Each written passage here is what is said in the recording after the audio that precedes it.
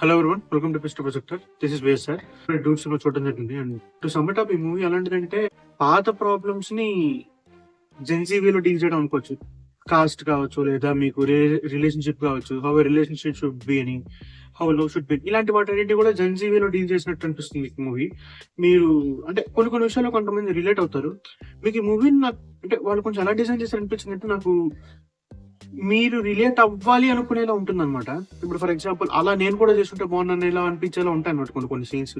Of course అందరికీ అలా ఉంటుందని లేదు. ఖచ్చితంగా మూవీలో మంచి ఎలిమెంట్స్ చాలా ఉన్నాయి. అండ్ మీకు నచ్చచ్చు నచ్చకపోవచ్చు, బోర్ పడుతుందని అయితే నేను అనుకోవట్లేదు. అదైతే ఖచ్చితంగా ఉంది. ఈ బిగ్గెస్ట్ ప్లస్ వచ్చేసి ప్రదీప్ రంగనాథన్ అండి. కొన్ని మ్యానరిజమ్స్ మనకి అవుట్ ఆఫ్ ద ప్లేస్ అనిపిస్తాయి, బట్ కొన్ని కొన్ని మాత్రం కరెక్ట్ గా సిచ్యువేషన్ తగ్గట్టు ఇస్తున్నట్టు ఉంటుంది. వెడ్డింగ్ దగ్గర ఎక్స్ప్రెషన్ ఏంటో నాకు అది బాగా అనిపిస్తుంది అనమాట.